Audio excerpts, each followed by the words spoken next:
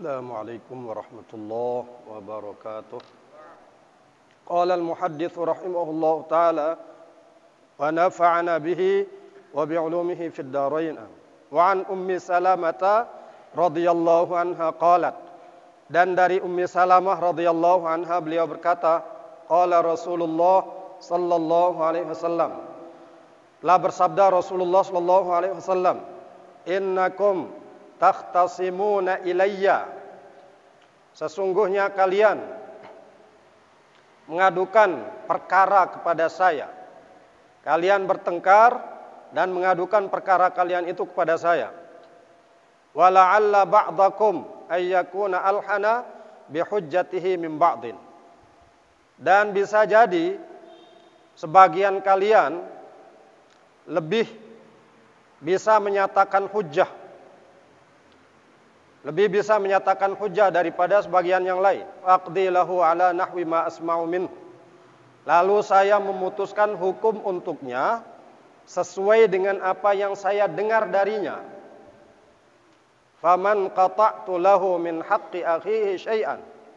Maka siapa saja yang saya putuskan untuknya dari hak saudaranya, sedikit saja hak saudaranya yang dia ambil dengan keputusan saya, fa innama aqta'u lahu qit'atan minan nar.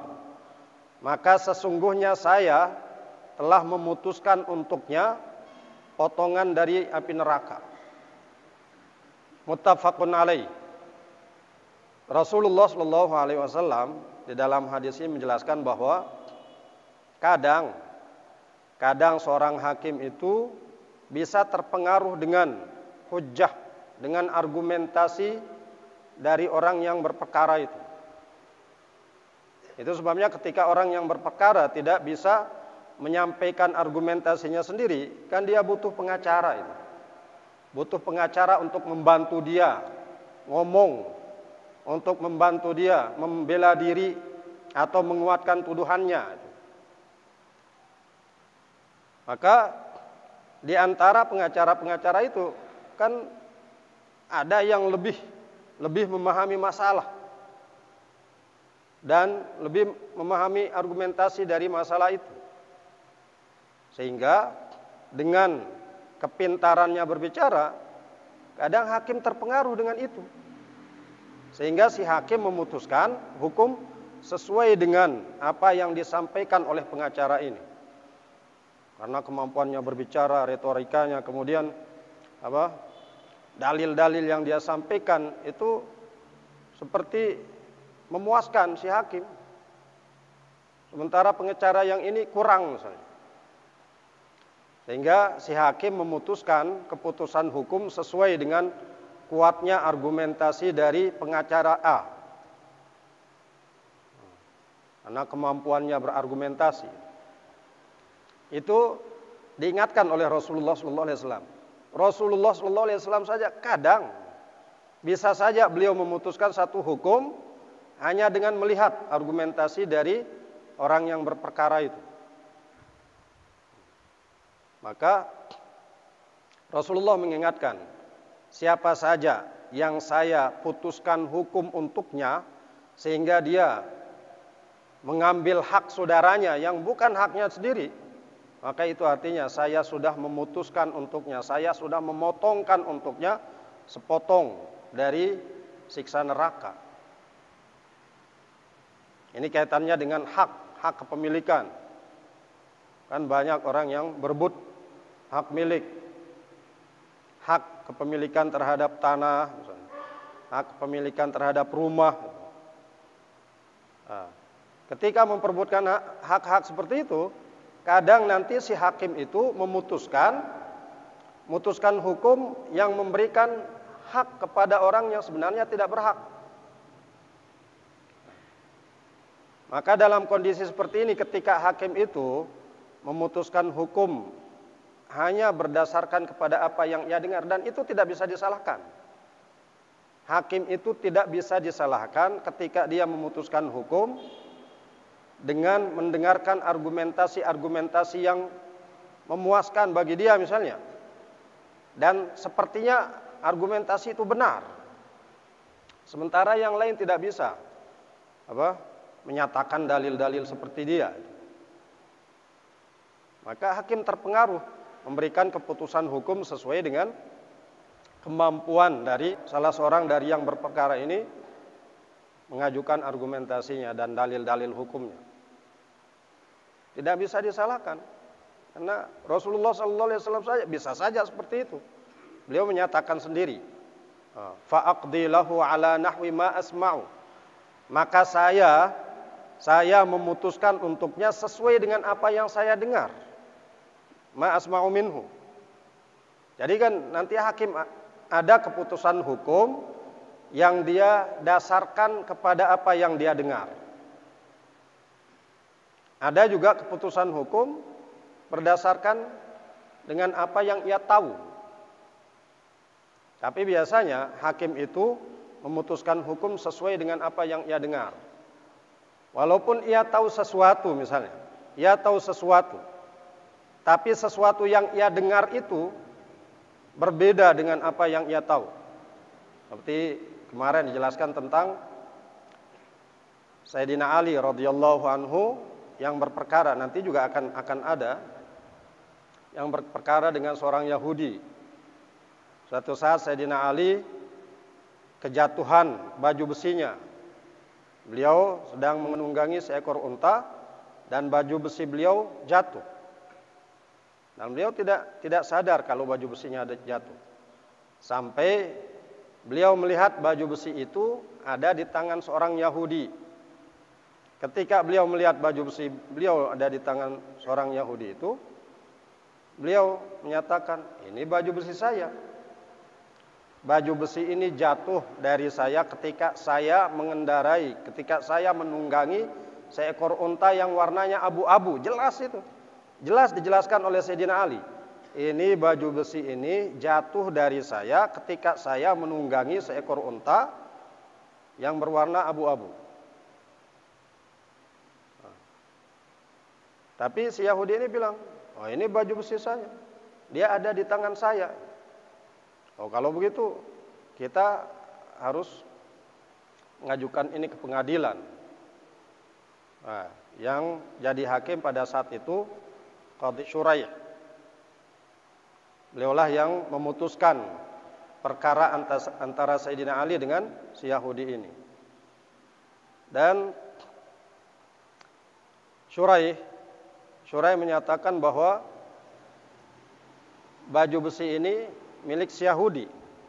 Walaupun Syuraih itu tahu baju besi ini adalah miliknya Sayyidina Ali. Tapi Syuraih itu mendengar apa yang dikatakan oleh si Yahudi. Sebelumnya Sayyidina Ali menjelaskan seperti yang dijelaskan tadi. Wahai Hakim Syuraih, ini adalah baju besi saya yang jatuh dari saya ketika saya berada di kendaraan seekor unta yang warnanya abu-abu.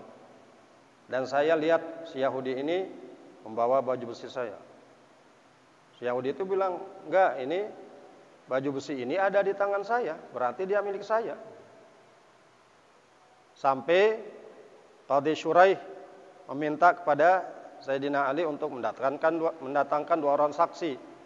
Saksi pertama itu adalah budak yang beliau merdekakan, Kumbur. Kemudian yang kedua adalah Sayyidina Hasan. Maka karena saksi yang diajukan oleh Sayyidina Ali itu satunya adalah salah seorang anak beliau, Sayyidina Hasan, maka Syuraih mengatakan, kalau budak yang Anda merdekakan ini menjadi saksi Anda, saya terima. Tapi saya tidak menerima kesaksian dari putra Anda. Itu Sayyidina Hasan. Sayyidina Ali marah itu.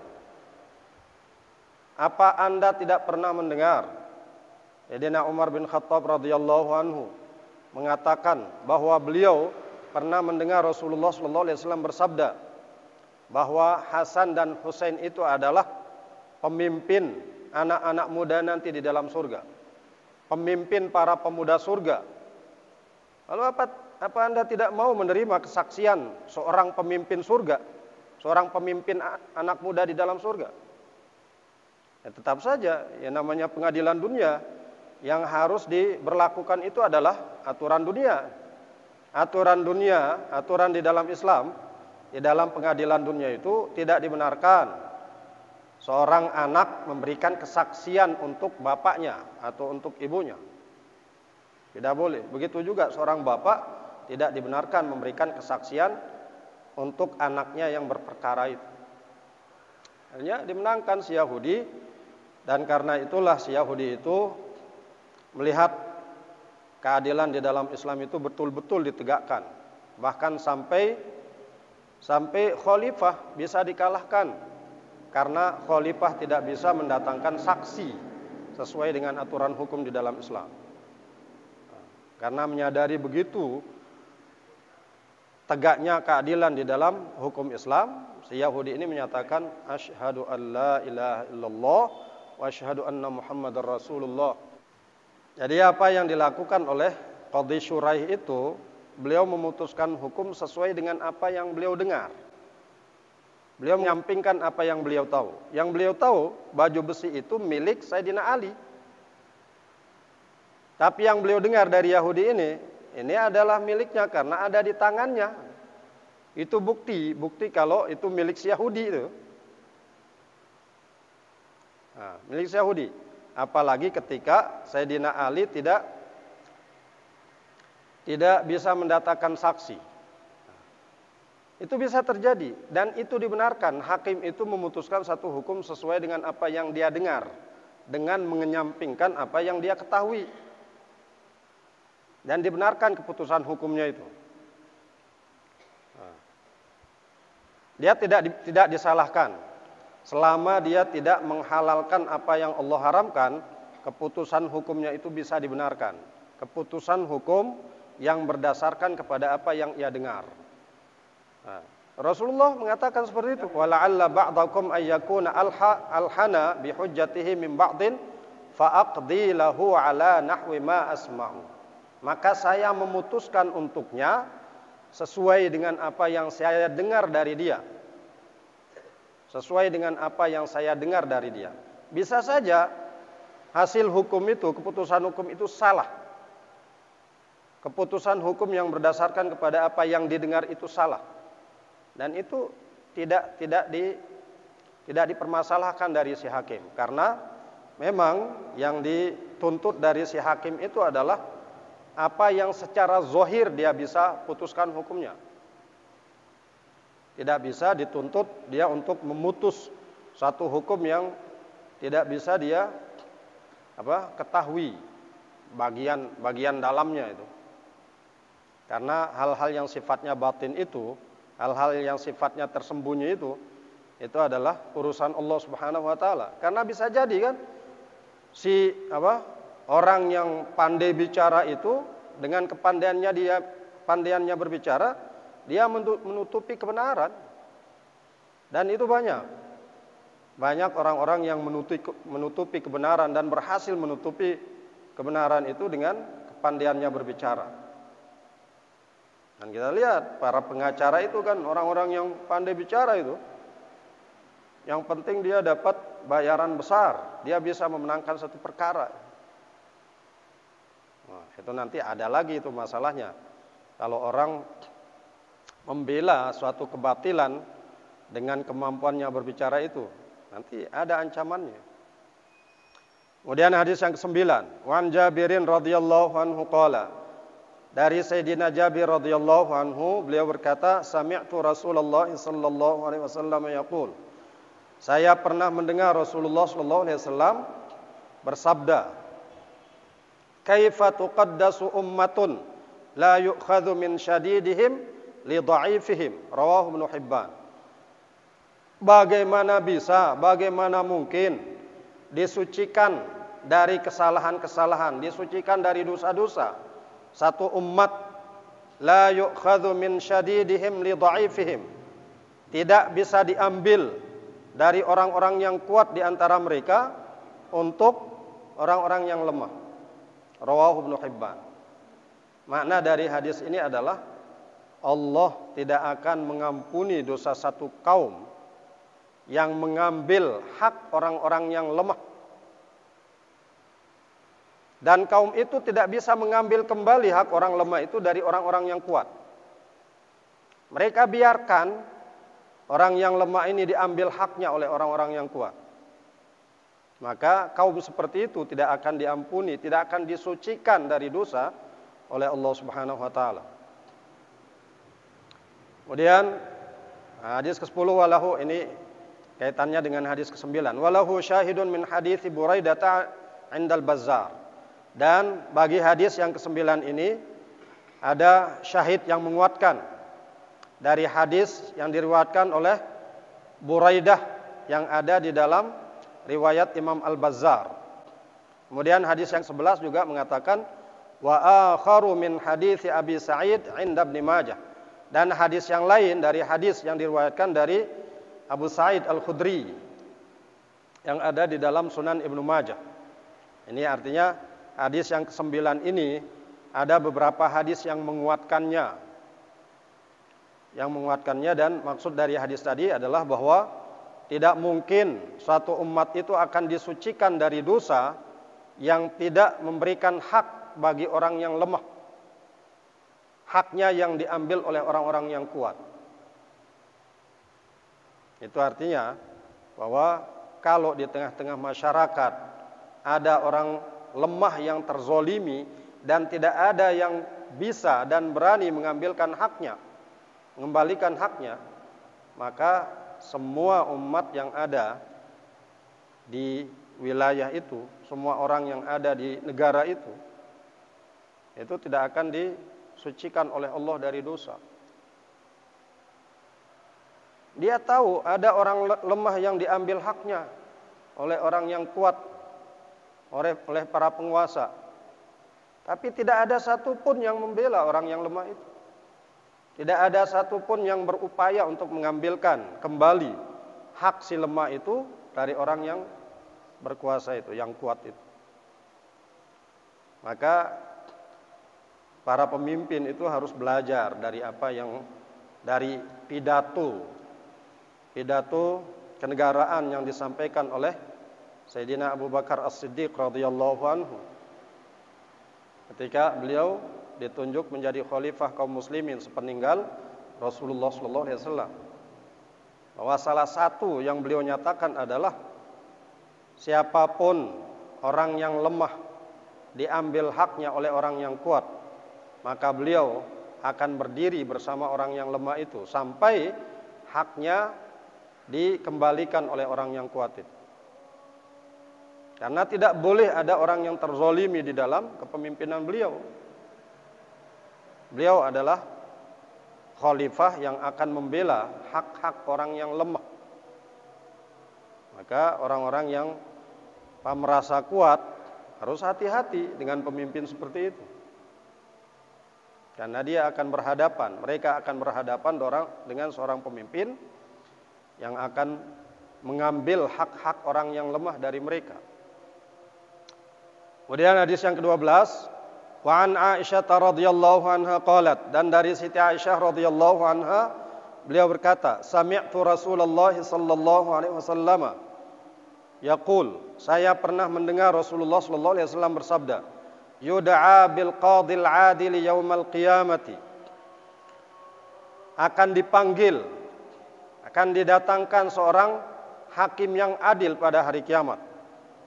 Fayalqa min syiddatil hisabi, maka dia pun mendapati dari kerasnya hisab itu ma yatamanna, sesuatu yang ia berangan-angan, yang ia angan-angankan, annahu lam yaqdi baina itsnaini fi umri, bahwasanya dia tidak pernah memutuskan satu hukum di antara dua orang sepanjang hidupnya. Rawahu Ibnu Hibban. Hadis ini diriwayatkan oleh Imam Ibnu Hibban wa akhrajahul Baihaqi, dan hadis ini juga dikeluarkan oleh Imam Al-Baihaqi wa lafzuhu fi tamratin. Dan lafaz yang ada di dalam riwayat Imam Al-Baihaqi mengatakan tidak mengatakan fi umrihi, tapi fi tamratin. Dalam masalah sebiji kurma. Ya, ini yang akan terjadi bagi para hakim. Susahnya hisab bagi para hakim itu. Jangankan yang tidak adil. Ini Rasulullah SAW berbicara tentang hakim yang adil.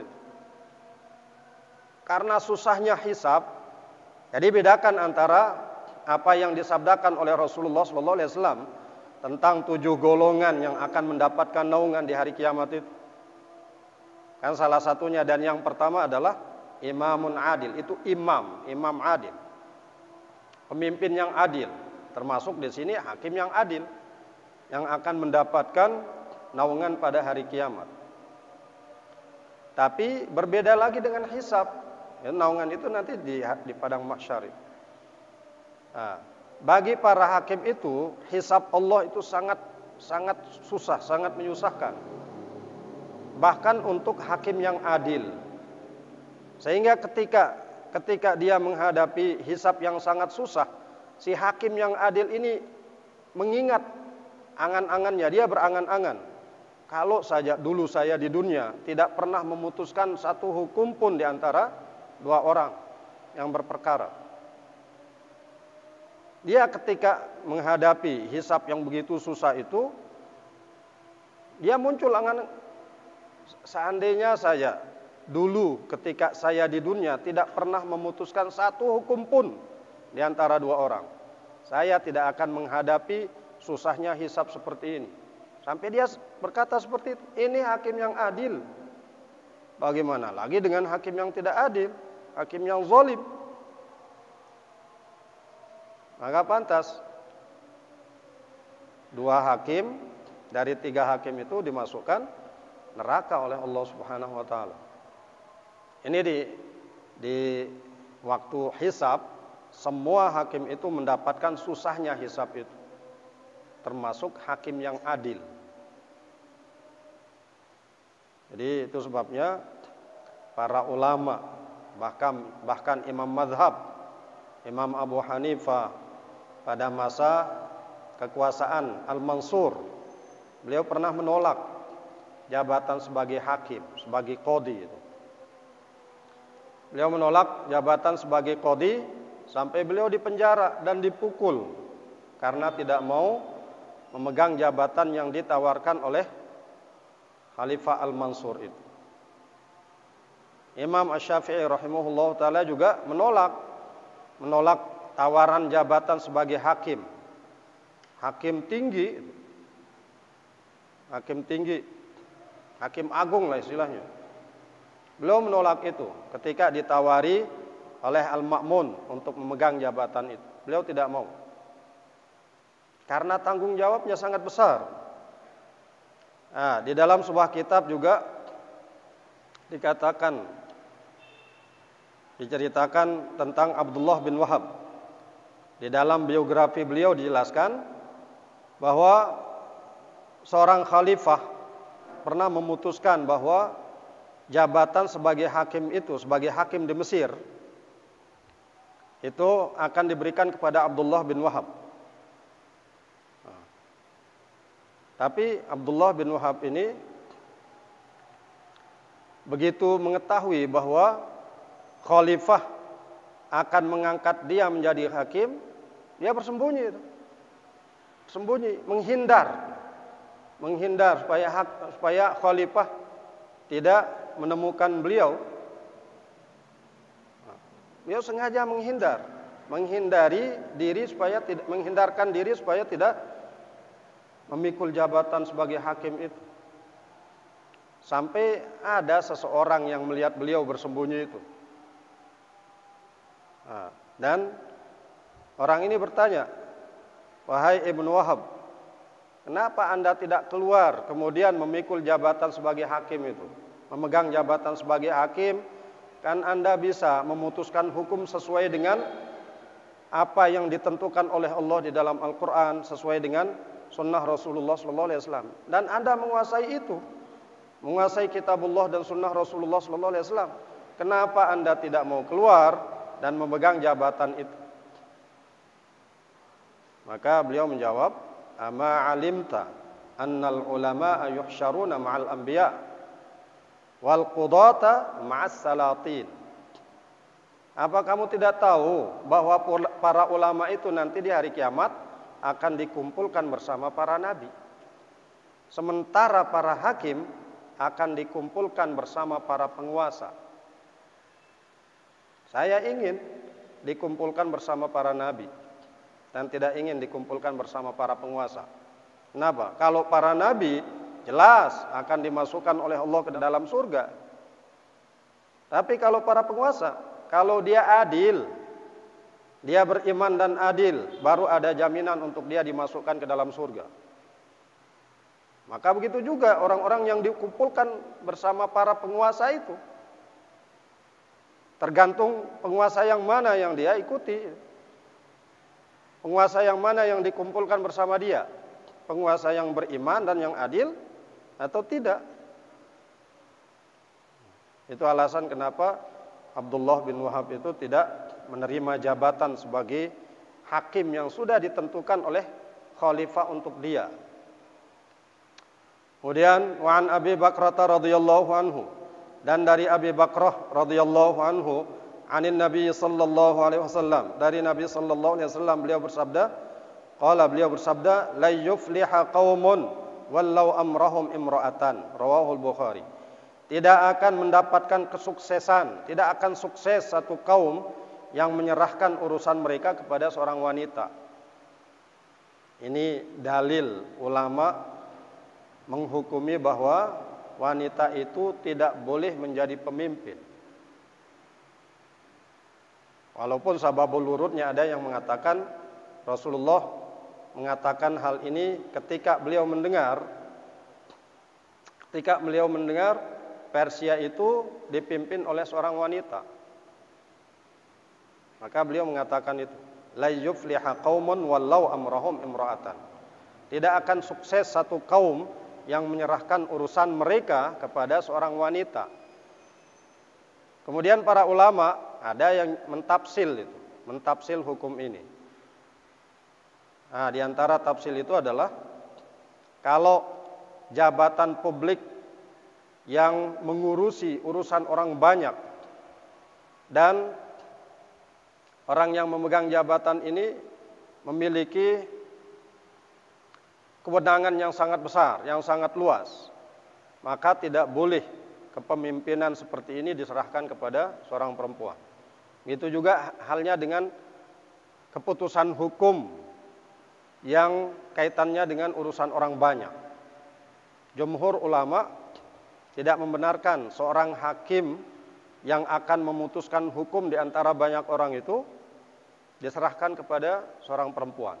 Tidak hanya pemimpin seperti presiden, hakim pun tidak boleh dipegang oleh seorang perempuan.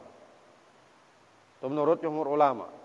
Adapun ulama-ulama yang bermadhab dengan madhab Abu Hanifah membolehkan perempuan itu memegang jabatan yang kaitannya dengan hukum, kecuali hukum-hukum yang terkait dengan hudud. Hudud itu seperti yang sudah kita pelajari. Hukuman terhadap orang yang melakukan zina, hukuman terhadap orang yang menuduh orang melakukan zina, hukuman terhadap pencuri, hukuman terhadap orang yang mabuk minum minuman keras. Itu namanya hudud. Itu tidak boleh dipegang oleh seorang wanita. Keputusan hukumnya, kewenangan untuk memutuskan hukumnya. Ini menurut ulama-ulama Hanafiyah. Adapun Ibnu Jarir berpendapat bahwa boleh secara mutlak, boleh wanita itu memegang jabatan walaupun itu terkait dengan urusan publik, urusan orang banyak. Kemudian yang ke-14, wa an Abi Maryam al-Azdi radhiyallahu anhu, dan dari Abi Maryam al-Azdi radhiyallahu anhu, anin Nabi sallallahu alaihi wasallam, dari Nabi sallallahu alaihi wasallam, beliau bersabda, man wallahu Allahu syai'an min umuril muslimin fahtajabaduna hajatihim wa faqirihim ihtajaballahu duna hajatihi, akhrajahu Abu Dawud wa Tirmidzi. Rasulullah sallallahu alaihi wasallam bersabda, man wallahu Allahu syai'an, siapa saja yang diserahkan oleh Allah sesuatu min umuril muslimin, dari urusan kaum muslimin, fahtajabaduna hajatihim, lalu dia menutup diri dari tidak memberikan hajat-hajat mereka, menutupi diri dari menunaikan hajat-hajat mereka, hajat rakyatnya maksudnya. Wa faqirihim, dan hajat-hajat orang yang fakir, terutama hajat-hajat orang yang miskin. Maka orang seperti itu ihtajaballahu duna hajati, Allah akan menghalangi dia dari mendapatkan hajatnya, hajat untuk diselamatkan di akhirat nanti. Allah tidak akan memberikan itu kepadanya. Akhrajahu Abu Dawud wa Tirmidzi. Hadis ini dikeluarkan oleh Imam Abu Dawud dan At-Tirmidzi. Jadi Rasulullah mengatakan syai'an, yang termasuk kardus. Siapa saja yang diserahi satu urusan yang itu terkait dengan orang banyak, terkait dengan kaum muslimin, sedikit saja urusan itu, sekecil apapun urusan itu, dan dia diserahkan untuk menyelesaikan urusan itu, tapi dia menutupi diri dari orang-orang yang butuh kepada dia. Kalau ada orang yang berhajat, terutama kalau yang berhajat itu orang fakir, orang miskin, dia tidak mau memenuhi hajat orang fakir itu, maka nanti di akhirat Allah tidak akan memenuhi hajatnya untuk dimasukkan ke dalam surga. Allah tidak akan masukkannya ke dalam surga.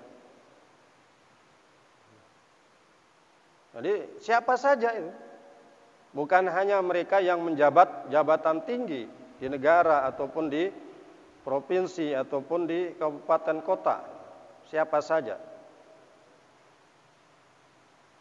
Termasuk marbot. Marbot misalnya kalau ada orang-orang yang nggak penting lah istilahnya menurut orang, itu membutuhkan dia nggak mau menyelesaikan hajat orang itu. Maka ini juga diancam dengan hadis ini. Allah tidak akan menunaikan hajatnya nanti ketika dia berhajat untuk diselamatkan di hari kiamat. Di hadis yang lain Rasulullah SAW juga mengatakan seperti itu. Ya ayyuhan nas, man wulliya minkum amalan fahajaba babahu an dhi hajatin lil muslimin hajabahullahu ayyali jababal jannah. Wahai sekalian manusia, siapa saja yang diserahi di antara kalian suatu tugas, lalu dia menutup pintunya dari orang yang memiliki hajat kepada dirinya dari kaum muslimin, maka Allah akan menutup pintu surganya dari orang itu. Wa man kanat himmatuhud dunya harramallahu alaihi jiwari. Siapa saja yang cita-citanya, keinginannya itu untuk mendapatkan dunia dari dia mengurusi hajat orang banyak itu, dia hanya menginginkan kesenangan dunia dari jabatannya itu, maka Allah, kata Rasulullah SAW, akan mengharamkan atasnya berdekatan dengan saya. Harramallahu alaihi jiwari. Allah akan mengharamkan untuk dia menjadi tetangga saya, berdekatan dengan saya. Fa inni bu'ithu bi kharabid dunya wala ub'atsu bi imaratiha. Fa inni bu'ithu bi khirabid dunya. Maka sungguhnya saya dibangkitkan, saya diutus untuk menghancurkan dunia dari keinginan kaum muslimin. Walam ub'ats bi imaratiha, dan saya tidak dibangkitkan untuk memakmurkan dunia ini. Karena memang dunia ini bukan negeri yang harusnya dimakmurkan. Bagi kaum muslimin, dunia ini adalah penjara. Kemudian kita selesaikan ini, tinggal 3 hadis lagi. Wa an Abi Hurairah radhiyallahu anhu qala, dan dari Abi Hurairah radhiyallahu anhu beliau berkata, la'ana Rasulullah sallallahu alaihi wasallam ar-rashiya wal murtashiya fil hukmi.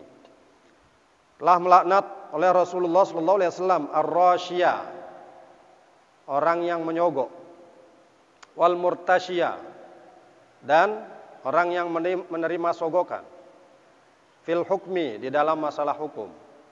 Rawahu Ahmad wal arba'ah. Hadis ini diriwayatkan oleh Imam Ahmad dan imam hadis yang 4. Wa hassanahu Tirmidzi, dan hadis ini dinilai hasan oleh Imam At-Tirmidzi, wa sahahahu Ibnu Hibban, dan dinilai sahih oleh Imam Ibnu Hibban. Ini yang banyak terjadi. Sogok menyogok, suap menyuap. Memang tidak selamanya suap itu diharamkan. Di sini Rasulullah sallallahu alaihi wasallam, di riwayat Imam Ahmad ini mengatakan Rasulullah sallallahu alaihi wasallam melaknat orang yang menyogok dan orang yang menerima sogokan dalam masalah hukum. Karena memang dalam masalah hukum itu rentan terjadinya suap menyuap, sogok menyogok. Yang penting orang yang berperkara ini memenangkan perkaranya. Maka kadang orang ingin memenangkan perkara yang walaupun itu tidak benar, memenangkan perkara secara tidak benar, maka nanti ada hukum. Kalau orang melakukan sogokan untuk memenangkan suatu perkara yang bukan haknya, dan dia menang, dia dimenangkan oleh hakim, maka disinilah berlaku la'ana Rasulullah sallallahu alaihi wasallam ar-rashi wal murtasyid. Orang yang menyogok dan orang yang menerima sogokan itu terlaknat. Kalau sogokan itu dalam rangka untuk memenangkan hukum yang bukan menjadi hak orang yang menyogok, maka yang kena dengan laknat itu adalah dua-duanya. Bahkan nanti ada yang ketiga itu, perantaranya, itu yang disebut dengan ar-ra'ish. Ar-ra'ish, orang yang mengantarkan sogokan itu juga kena laknat. Kan kadang sogokan itu tidak diberikan sendiri langsung oleh orang yang berperkara, tapi melalui perantara. Maka perantara ini juga akan kena laknat. Adapun kalau sogokan itu diberikan oleh seseorang yang ingin mendapatkan haknya, memang haknya, tapi dia tidak akan mendapatkan kembali haknya itu kecuali kalau dia menyogok. Dan ini yang berlaku di negara kita. Orang sulit untuk mendapatkan sesuatu yang menjadi haknya kalau tidak menyogok. Akhirnya dia pun menyogok. Maka yang dilaknat di sini bukan orang yang memberikan sogokan itu, tapi hakim yang menerima sogokan itu, atau siapapun yang memuluskan satu perkara itu hanya kalau ada sogokan. Jadi kalau ada orang yang memberikan sogokan demi untuk mendapatkan haknya, maka dia tidak termasuk dalam hadis ini. Yang masuk hanya al-murtashi itu, orang yang menerima sogokan itu. Dia tidak akan memutuskan hak milik orang itu kecuali kalau dia mendapatkan sogokan. Jadi tidak selamanya rashi dan murtashi itu mendapatkan laknat dari Rasulullah sallallahu alaihi wasallam. Tergantung untuk apa dia menyogok. Kalau untuk mengambil hak orang lain, maka dia akan mendapatkan laknat, dan orang yang menerima sogokan itu juga akan mendapatkan laknat. Tapi kalau dia melakukan sogokan itu untuk mengambil haknya sendiri, maka dia tidak termasuk dalam hadis ini. Walahu syahidun, ini yang ke-16. Walahu syahidun min hadits Abdullah bin Amr innal arba'ah illa an-Nasa'i. Dan bagi hadis ini ada yang menguatkan dari hadis yang diriwayatkan dari Sayyidina Abdullah bin Amr indal arba'ah, di hadis-hadis yang diriwayatkan oleh imam hadis yang 4 illa an-Nasa'i, kecuali Imam An-Nasa'i. Kemudian hadis yang ke-17, hadis yang terakhir, wa an Abdullah bin Zubair radhiyallahu anhuma, dan dari Abdullah bin Zubair radhiyallahu anhuma qala, beliau berkata, qada Rasulullah sallallahu alaihi wasallam, telah memutuskan oleh Rasulullah sallallahu alaihi wasallam, annal khasmaini yaq'udani baina yadayil hakim, bahwa dua orang yang berperkara itu dua-duanya harus duduk di hadapan hakim. Rawahu Abu Dawud wa sahahahu al-Hakim. Ini menjelaskan tentang dua orang yang berperkara ketika dua-duanya hadir. Dua-duanya hadir di pengadilan, maka dua-duanya harus dihadapkan di hadapan hakim, duduk di hadapan hakim. Dan kalau dua-duanya muslim, duduknya itu sejajar. Sejajar sama-sama. Tidak boleh ada yang lebih tinggi, tidak boleh ada yang lebih rendah. Itu kalau dua-duanya muslim. Kalau salah satunya kafir, non-muslim, maka tempat duduk orang yang muslim itu harus lebih tinggi daripada yang non-muslim. Itu aturan di dalam fikih Islam tentang posisi duduk dua orang yang berperkara. Kalau dua-duanya muslim harus didudukkan sejajar. Tidak boleh ada yang lebih rendah atau yang lebih tinggi. Tapi kalau salah satunya non-muslim, maka si muslim ini didudukkan di tempat yang lebih tinggi daripada yang non-muslim itu. Itu yang terjadi pada pengadilan yang menghadirkan Sayyidina Ali dengan si Yahudi itu. Bahkan Sayyidina Ali mengatakan, "Lau kana khasmi minal muslimin la sawaituhu fil majlis." Seandainya lawan perkara saya itu muslim, niscaya saya akan duduk berdampingan dengan dia di tempat duduk yang sejajar. Tapi lawan perkara saya ini seorang Yahudi. Jadi bukan karena saya seorang khalifah lalu saya harus duduk lebih tinggi daripada dia. Tapi karena dia lawan perkara saya ini seorang Yahudi, seorang non-muslim, maka dia harus duduk lebih rendah dari saya. Nah, itu aturan di dalam fikih Islam tentang tempat duduk dua orang yang berperkara. Itu hadis terakhir dari Kitabul Qadha. Secara umum dari Kitabul Qadha. Nanti di dalam Kitabul Qadha ini akan ada beberapa bab. Yang pertama nanti tentang babus syahadat. Itu nanti akan kita pelajari pada malam Selasa yang akan datang. Wallahu a'lam bissawab, walillahil marju'ul